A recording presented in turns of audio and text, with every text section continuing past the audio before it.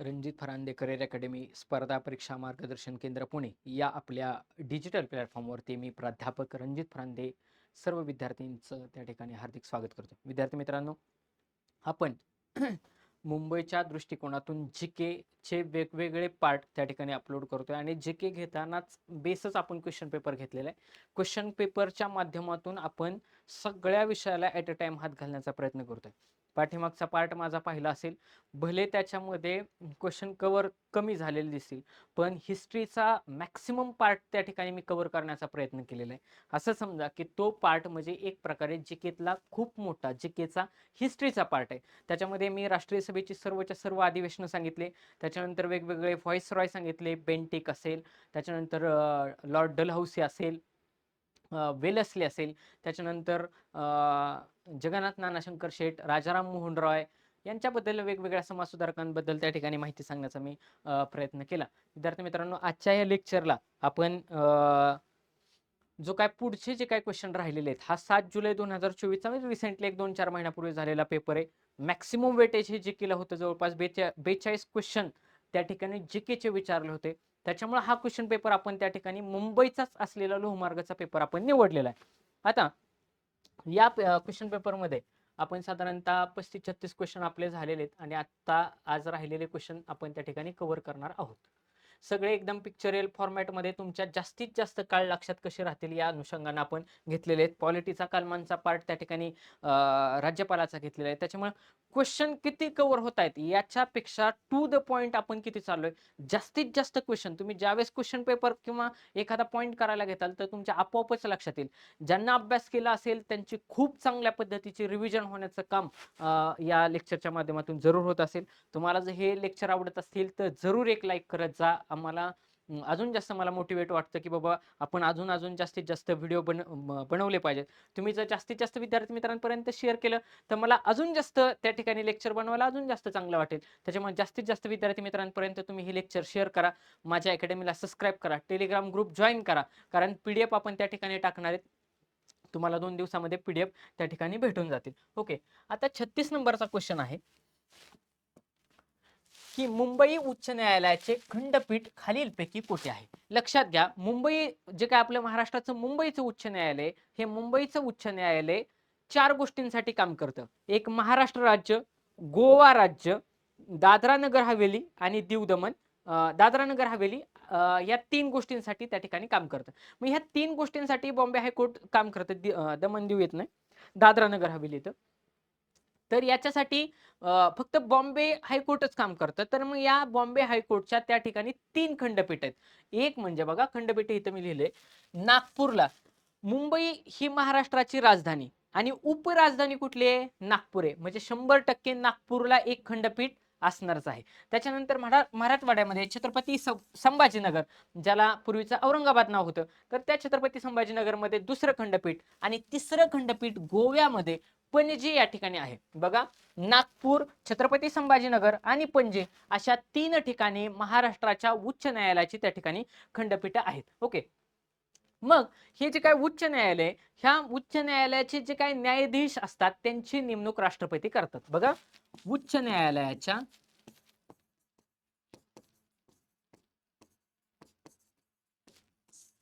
न्यायाधीशांची नेमणूक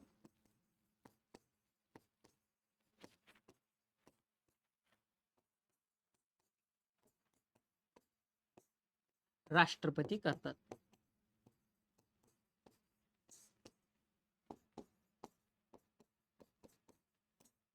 राष्ट्रपती करतात. मग आता बघा, सरळ सरळ ह्याच्यातलं उत्तर काय असेल मला सांगा. मुंबई या ठिकाणी असेल आणि नागपूर काय आहे? नागपूर, पुणे येणार नाही ऑप्शन, गेला. ठाणे येणार नाही. नागपूर, नाशिक, न दिसतंय का ना, म्हणजे एक्झामिनरनं इथं फसवण्याचा प्रयत्न केलाय. म्हणजे 50-50 मध्ये त्या ठिकाणी ऑप्शन ठेवण्याचा प्रयत्न केलाय न मध्ये. म्हणजे नागपूर ह्या प्रश्नाचं उत्तर आहे. नागपूर हे महाराष्ट्राची उपराजधानी आहे. उपराजधानी आहे. त्याच्यानंतर देशाचं मध्यवर्ती ठिकाण पण आहे. आणि ही 3 ठिकाणं आता तुमच्या फोटोच्या माध्यमातून लक्षात राहतील. नागपूर, छत्रपती संभाजीनगरचा हायकोर्ट आणि पणजीचा हायकोर्ट हे ॲज इट इज तिथल्या हायकोर्टचे फोटो मी घेतलेले आहेत, जेणेकरून तुम्हाला आता ही तिन्ही खंडपीठ पिक्चरच्या माध्यमातूनच तुमच्या लक्षात राहिले पाहिजे. तुम्हाला वेगळं असं करण्याची आवश्यकता भासणार नाही. ओके, पुढं आणि हा बेसिक पॉलिटीचा पार्ट मी सांगितला कारण याच्यावरती ऑलरेडी क्वेश्चन विचारलेला आहे.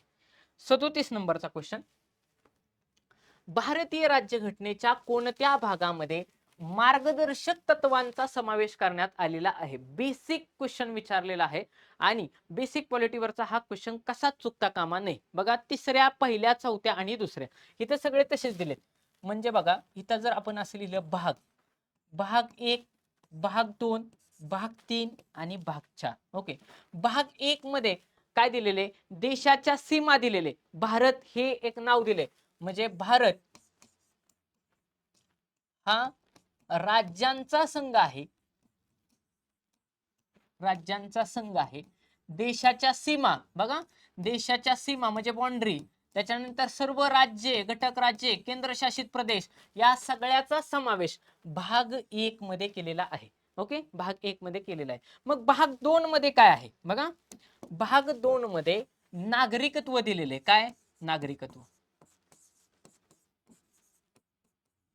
भाग 2 मध्ये नागरिकत्व दिलेले, हे दिलेले कलम 5 ते 11. कलम 5 ते 11 म्हणजे वरचं किती असेल? वरचं असेल कलम 1 ते 4.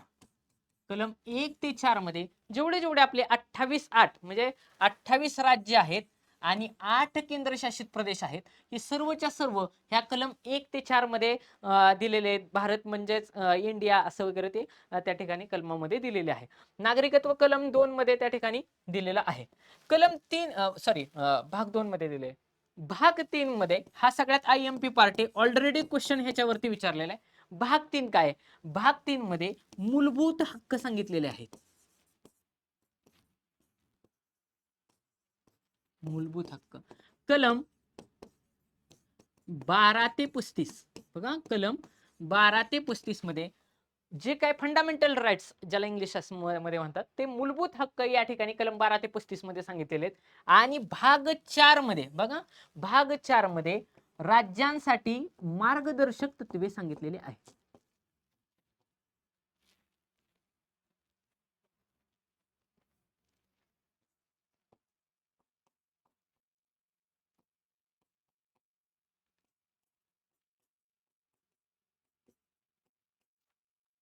आणि ते सांगितलेले आहेत कलम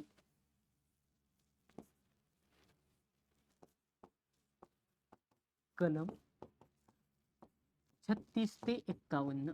36 ते 51 याच्या बाहेर विद्यार्थी मित्रांनो प्रश्न जाणार नाही. आणि अजून एक याच्यामध्ये एक 42वी घटना दुरुस्ती 1976 न एक गोष्ट ऍड करण्यात आली. बघा, 42वी घटना दुरुस्ती 1976. लक्षात कसं ठेवायचं? 42 मध्ये 4 आणि 2 एक नाही, 4 अधिक 2 केलं तर उत्तर किती येतं? 6. शेवट इथे यायला पाहिजे 6. अशी ही 42वी घटना दुरुस्ती 1976 नुसार त्या ठिकाणी भारतीय राज्यघटनेच्या भाग 4A मध्ये, भाग 4A मध्ये कलम क्रमांक 51A मध्ये मूलभूत कर्तव्य सांगितलेली आहेत. मूलभूत कर्तव्य सांगितलेली आहेत. याच्या बाहेर विद्यार्थ्यांनी बेसिक पॉलिटी मध्ये क्वेश्चन जाणार नाही. सर्वच्या सर्व मी त्या ठिकाणी सांगितले. मग आता भाग तुम्हीच विचार करा. या तिकडे ऑप्शन मध्ये भाग 3 म्हणलं की मूलभूत हक्क ऑप्शन गेला. मला काय विचारले? मार्गदर्शक तत्वे. पहिल्या भागामध्ये देशाच्या सीमा वगैरे सांगितल्यात. चौथ्या भागामध्ये आणि दुसऱ्या भागामध्ये, तर चौथ्या भागामध्ये त्या ठिकाणी राज्यासाठी असणारी मार्गदर्शक तत्वे सांगितलेली आहे. आणि हा क्वेश्चन सध्या करंटच्या अँगलनं खूप जास्त महत्वाचा आहे. म्हणजे ह्याला करंटचा बेस कसा आहे? सध्या तुम्ही माझं जर त्या ठिकाणी चालू घडामोडीचं लेक्चर पाहिलं नसेल तर जरूर पहा. तिथं मी 15 दिवसांच्या ऑक्टोबर महिन्याचा त्या ठिकाणी चालू घडामोडी घेतले आणि लवकरच आता त्या ठिकाणी सप्टेंबर महिन्याचा चालू घडामोडी घेणार आहे. तर त्याच्यामध्ये एक मुद्दा तुमच्या पाहण्यात आला असेल की जो काही उत्तराखंड राज्य आहे याच्यामध्ये समान नागरी कायदा म्हणजे कलम 44 हे त्या ठिकाणी लागू केलेले. आणि हे समान नागरी कायदा कलम 44 हे भाग 4 मध्ये येतं. त्याच्यामुळं जे मार्गदर्शक तत्वे आहेत हे ऑलरेडी करंटच्या अँगलनं त्या ठिकाणी चर्चेमध्ये आहेत. त्याच्यामुळं आगामी काळामध्ये ह्या भाग 4 वरती काय आहे तिथं क्वेश्चन विचारला जाऊ शकतो. अशा पद्धतीनं या प्रश्नाचं एक्सप्लेनेशन झालेलं आहे. तुम्ही त्या ठिकाणी PDF जे काय तुम्हाला देईल त्याच्यामध्ये व्यवस्थित नोट डाऊन करून घ्या. पुढचा 38 नंबरचा क्वेश्चन, भारतीय घटना दुरुस्तीचे, बघा भारताच्या घटना दुरुस्तीचा अधिकार कोणास देण्यात आलेला आहे. आता बघा हे लक्षात राहावं म्हणून as it is me he image घेतलेली आहे. आता या इमेज वरून, ही इमेज कशाची आहे, भारताच्या संसदेच्या भवनाची. बघा संसद भवन, भारताचं संसद भवन, ह्या भारताच्या संसद भवनाची इमेज आहे. मग या भारताची जी काही संसद असतील त्या संसदेला भारताच्या राज्यघटनेमध्ये त्या ठिकाणी दुरुस्ती करण्याचे अधिकार आहेत. मग या संसदेमध्ये बघा त्यांनी दिले न्याय यंत्रणा. न्याय यंत्रणा आहे का, नाही. सर्वसामान्य जनतेला असेल का, कसाच नाही. कार्यकारी मंडळ की कायदे मंडळ, तर कायदे मंडळ कोणाला म्हणतात, तर या संसदेलाच कायदे मंडळ असं म्हणतात. त्यांनी फिरवून शब्द दिलाय बघा. उद्या नसतं संसद असा पण शब्द देतील बघा, संसद असं पण देतील आणि कायदे मंडळ असं पण देतील. तर जे काही कायदे मंडळ आहे हे भारताचं, तर या भारताच्या कायदे मंडळाला त्या ठिकाणी घटना दुरुस्ती, कारण घटना ही एक प्रकारचा कायदाच आहे. त्याच्यामुळे कायदे मंडळ, कार्यकारी मंडळ म्हणजे काय, सगळे मंत्री येतात वरचे, पंतप्रधान म्हणजे प्रधानमंत्री असेल, गृहमंत्री, अर्थमंत्री, त्याचं सगळं मंत्रिमंडळ हे कुठं असणार आहे, कार्यकारी मंडळात, कारण ते कार्य करते. कायदे मंडळ म्हटलं की पूर्णच्या पूर्ण असेंब्ली येत असते बघा. लोकसभा, राज्यसभा प्लस राष्ट्रपती एवढं सगळं कशामध्ये, तर ह्या कायदे मंडळाचा पार्ट आहे आणि ते बसतात संसदेमध्ये, म्हणून संसदेचं आपण हे घेतलंय. मग क्वेश्चन तुम्हाला असा त्या ठिकाणी मनात येईल की ह्या घटना दुरुस्तीचं बघा, घटना दुरुस्ती कोणत्या भागामध्ये झालेली आहे, तर घटना दुरुस्ती बघा, घटना दुरुस्ती, घटना दुरुस्ती म्हटलं की भाग 20, किती, भाग 20, कलम क्रमांक 368 IMP आहे. ओके, 368 IMP आहे. आणि मग तुम्ही खाली मला कमेंट बॉक्समध्ये एक कमेंट करून सांगा की घटना दुरुस्ती ही प्रक्रिया आपण खालीलपैकी कोणत्या देशाकडून घेतलेली आहे. इंग्लंड, फ्रान्स, दक्षिण आफ्रिका आणि जर्मनी, ह्या 4 पैकी तुम्ही मला ऑप्शन मध्ये कमेंट करून सांगा. ज्यांना येत नसेल व्हिडिओ पॉज करायचा, सर्च करायचं, गुगलला जायचं, खाली कमेंट करायची. दुसऱ्याची कमेंट वाचायची नाही, यानं तुमचा अभ्यास वाढतो तुम्ही स्वतः सर्च केल्यानंतर. ओके, तर भाग 20 मध्ये कलम 368 घटना दुरुस्ती त्या ठिकाणी केली जाते. आणि लक्षात घ्या, घटना दुरुस्ती करण्यासाठी जे काही विधेयक मांडलं जातं किंवा जे काय बिल पास केलं, म्हणजे बिल मांडलं जातं त्याला विधेयक असं म्हणतात. तर त्या विधेयकाला राष्ट्रपतीच्या पूर्वसंमतीची आवश्यकता नसते बघा. राष्ट्रपतीच्या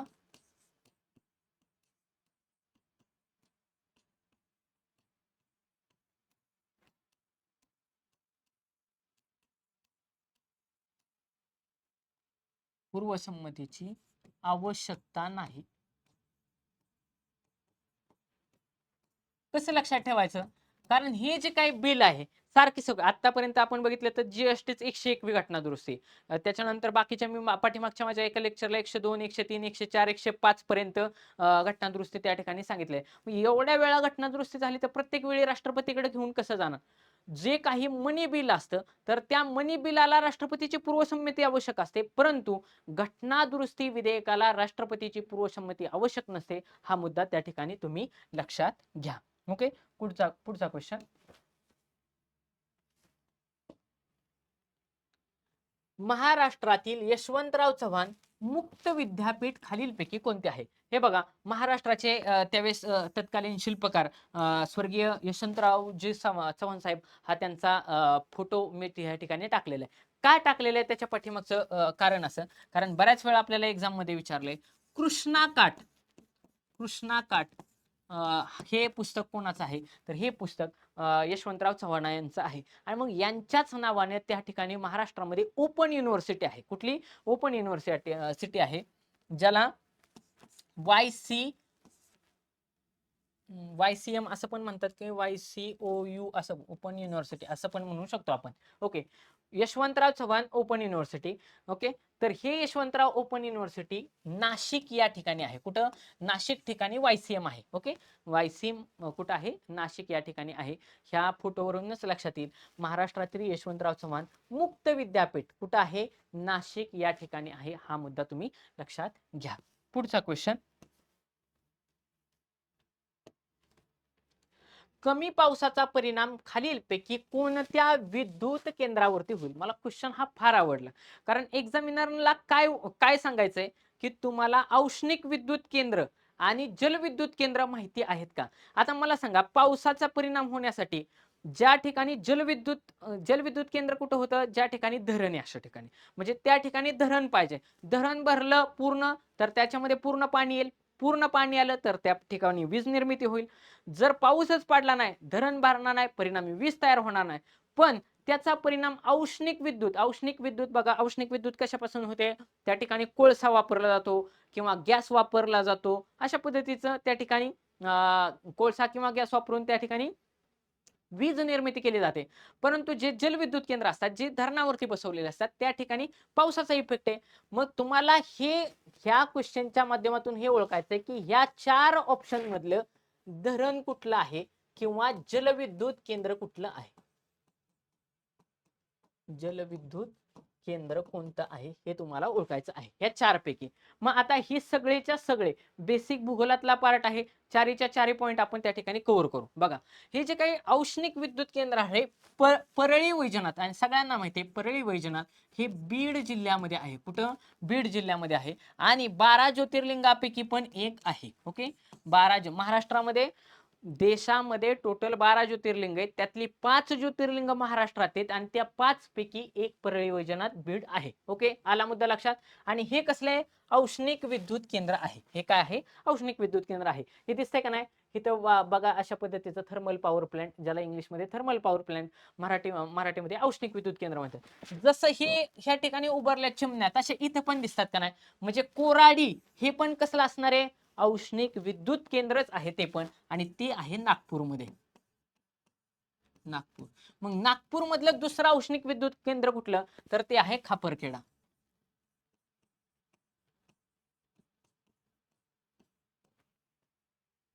आणि मग तुम्ही मला खाली कमेंट बॉक्स मध्ये सांगा की चंद्रपूर जिल्ह्यातील औष्णिक विद्युत केंद्राचे नाव सांगा. बघा, चंद्रपूर जिल्ह्यातील औष्णिक विद्युत केंद्राचे नाव सांगा. तुम्ही कमेंट बॉक्स मध्ये मला सर्च करून सांगा, अत्यंत महत्वाचं आहे. आता जसं हित चिमण्या आणि हे दिसतायत, हिथं पण चिमण्या आणि हे दिसतायत, तसं हिथं पण दिसतात का नाही? म्हणजे एक लहरी पण काय असणार आहे? औष्णिक विद्युत केंद्रच असणार आहे. आणि एक लहरी आहे नाशिक मध्ये. कुठं आहे?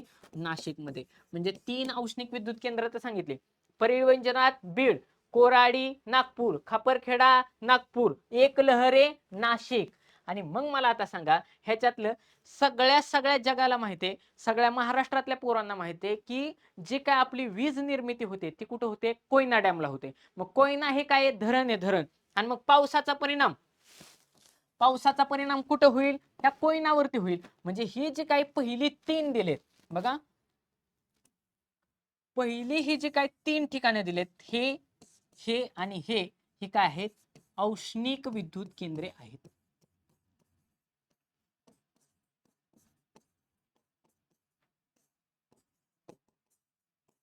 आणि कोयना काय आहे? तर हे जे काय कोयना आहे हे धरण आहे, धरण. कोयना काय आहे? तर कोयना हे जलविद्युत आहे किंवा धरण आहे. परिणामी पावसाचा परिणाम हा याच ठिकाणी होऊ शकतो. मग या क्वेश्चन मधून विद्यार्थी मित्रांनो आपण काय घ्यायचं? बघा, या क्वेश्चन मधून आपण काय विचार करायचा?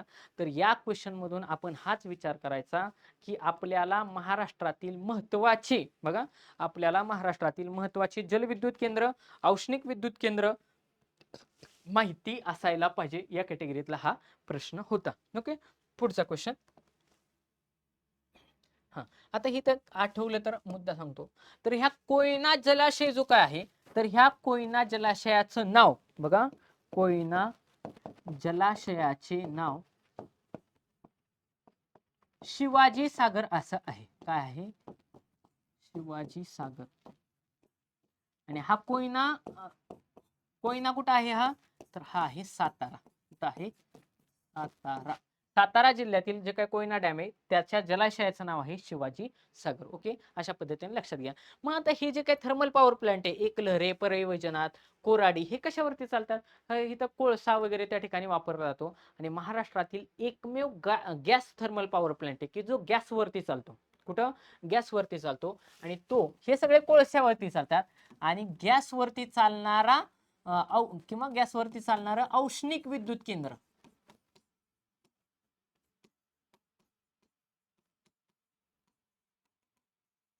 ते आहे उरण इथं. कुठं आहे? उरण तालुका, जिल्हा आहे रायगड. रायगड येथे उरण तालुका, तालुका उरण, ह्या उरण या ठिकाणी महाराष्ट्रातलं एकमेव गॅसवरती चालणारं औष्णिक विद्युत केंद्र आहे. औष्णिक विद्युत केंद्र आहे. ओके, पुढचा क्वेश्चन 41 नंबरचा क्वेश्चन.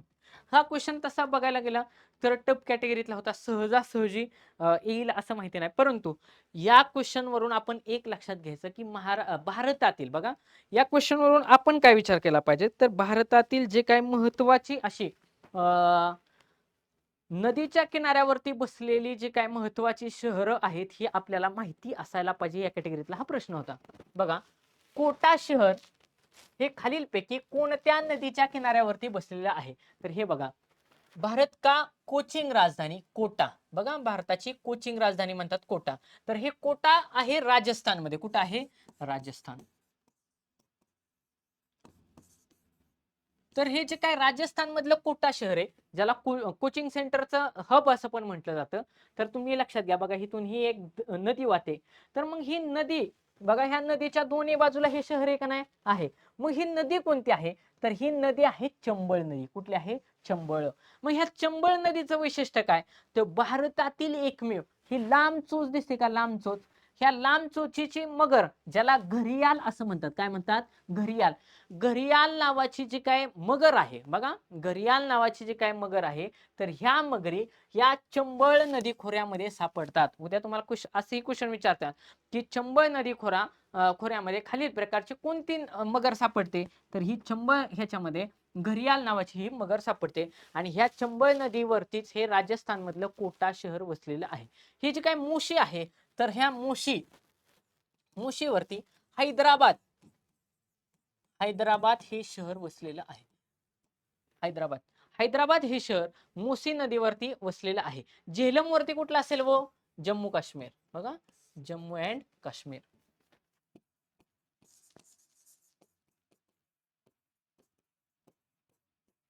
जम्मू काश्मीर मधली ही झेलम नदी आहे. मला ते ठिकाण आठवण आहे. आणि तुम्ही आता मला खाली कमेंट बॉक्स मध्ये सांगा की सुवर्णरेखा नदीवरती खालीलपैकी कोणत्या, सुवर्णरेखा नदीवरती कोणतं शहर वसलेलं आहे? तुम्ही सर्च करा आणि मला सांगा. आणि झेलम वरचं पण सांगा. आता झेलम ही ऑलरेडी कुठली जम्मू काश्मीर मध्ये त्या ठिकाणची नदी आहे. त्या ठिकाणी उलर आणि डाल सरोवर ही गोड्या पाण्याचे त्या ठिकाणी जम्मू काश्मीर मध्ये सरोवर आहेत. हा मुद्दा लक्षात घ्या. ओके, पुढचा पॉइंट 42 नंबरचा क्वेश्चन. खालीलपैकी कोणता कायदा काळा कायदा म्हणून ओळखला जातो? मोर्ले मिंटो कायदा, मॉन्टेगू चेम्सफर्ड कायदा, 1935 चा कायदा आणि रौलेट ऍक्ट. बघा, तर या ठिकाणी हे जे काय मोर्ले मिंटो कायदा होता, तो आला होता 1909 ला. बघा, आणि क्वेश्चन असा विचारला जातो की 1909 च्या कायद्याचं नाव काय? मोर्ले मिंटो कायदा. ओके. त्याच्यानंतर मॉन्टेगू चेम्सफर्ड, हा मॉन्टेगू चेम्सफर्ड कायदा आला होता, त्याला 1919 चा कायदा असं पण म्हणतात. मग क्वेश्चन असा विचारला तो 1919 च्या कायद्याचं नाव काय? मॉन्टेगू चेम्सफर्ड कायदा. 1935 चा कायदा, ज्याला भारताच्या सुशासन कायदा असं पण म्हणतात. भारताचा सुशासन कायदा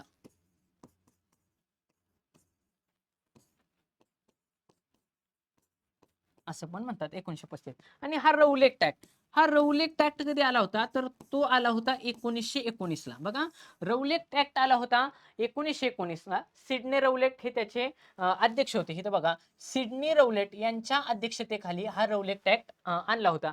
आणि याचं हे काय होतं, वैशिष्ट्य असं होतं की या रौलेट ऍक्ट मध्ये अशी तरतूद करण्यात आली होती की कोणताही खटला न चालवता कोणत्याही भारतीयाला विना खटला त्या ठिकाणी तुरुंगात टाकण्याचा अधिकार इंग्रजांना भेटत होता.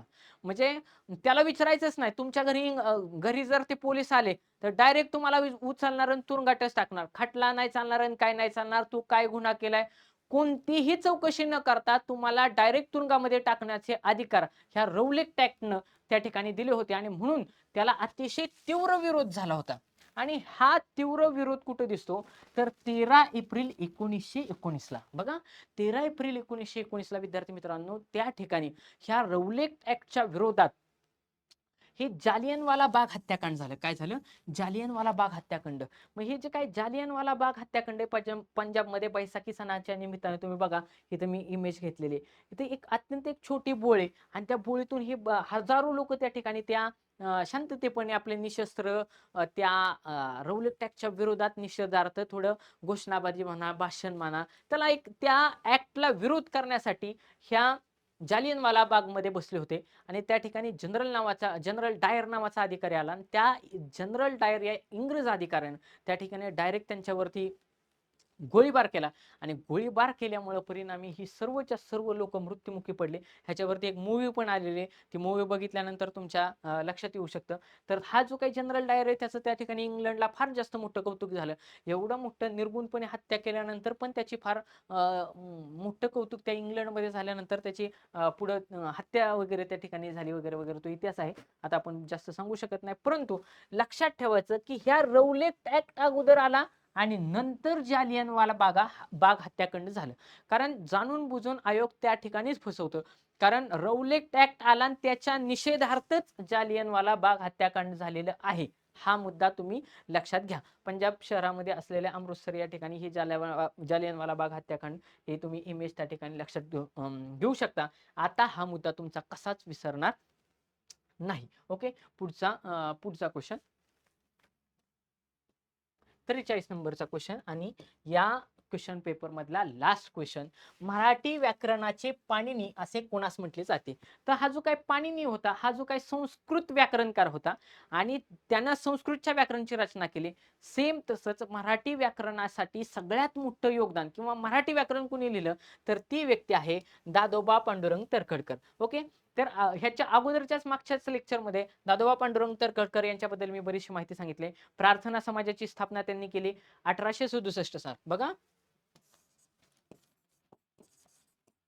प्रार्थना समाज स्थापना कोण? दादोबा पांडुरंग तरखडकर. यांनाच मराठी व्याकरणाचे पाणिनी असं म्हणतात. ओके, प्रार्थना समाजाची स्थापना 1867 साली त्यांनी केलेली आहे. रानडे यांनी येणार नाही. रानडेंच्या कशा संदर्भात आहे? मराठी सत्तेचा उत्कर्ष हे पुस्तक कोणी लिहिले? महादेव गोविंद रानडे यांनी केलेले. शिवराम महादेव परांजपे, विष्णुशास्त्री चिपळूणकर.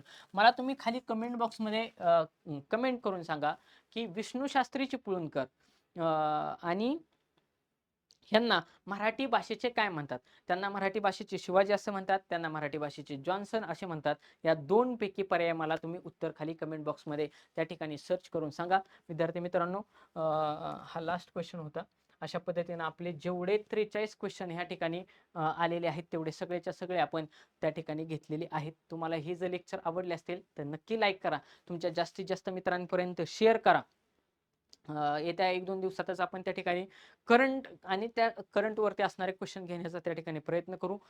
पुढचा नेक्स्ट क्वेश्चन पेपर काय असावा हे देखील तुम्ही आम्हाला खाली कमेंट बॉक्समध्ये सांगू शकता की सर आता पुढे हे घ्या, किंवा एखादा गणिताचा टॉपिक असेल, बुद्धिमत्तेचा टॉपिक असेल, किंवा तुम्हाला जो मुद्दा आवश्यक वाटतो ते तुम्ही खाली कमेंट बॉक्समध्ये जरूर कळवा. जास्तीत जास्त विद्यार्थ्यांपर्यंत, जास्तीत जास्त पोलीस भरतीच्या ग्रुपपर्यंत हे लेक्चर जरूर शेअर करा. आणि माझ्याला जे काय रणजित फरांदे करिअर अकॅडमी त्याला सबस्क्राईब करा. आपण आगामी काळामध्ये लवकरच त्या ठिकाणी जे काही जीके आहे, त्याच्यानंतर मराठी आहे, अंकगणित आणि बुद्धिमत्ता अशी टोटल बॅच त्या ठिकाणी लॉन्च करणारे. छोटे छोटे कोर्सेस पण ह्यात जीके पण वेगळं भेटेल, मराठी वेगळं भेटेल, त्याच्यानंतर अंकगणित बुद्धिमत्ता वेगळं भेटेल. आणि जोपर्यंत तुमची जी काय पुढची आता जी डिक्लेअर झाली आहे 9,500ची भरती, ती जोपर्यंत कंप्लीट होत नाही तोपर्यंत कन्सिस्टंटली आपले डेली लेक्चर साधारणतः 10 ते 11 याच्या दरम्यान, काही टेक्निकल एरर आला तरच डिले होतं, अदरवाईज साधारणतः 10 वाजता आपले लेक्चर डेली पडतील. फक्त संडेला यदाकदाचित लेक्चर्स पडणार नाहीत, कारण मुलींचा तो सुट्टीचा दिवस असतो. त्या काळामुळे बरेचशा विद्यार्थी मित्रांना त्या ठिकाणी साफसफाई म्हणा, कपडे धुणे वगैरे, थोडी रिलॅक्स काळासाठी पण आपल्याला एखादा एक दिवस असावा, म्हणून संडेला शक्यतो आपण लेक्चर टाकणार नाही. PDF तुम्हाला लवकरात लवकर त्या ठिकाणी अवेलेबल करून दिल्या जातील.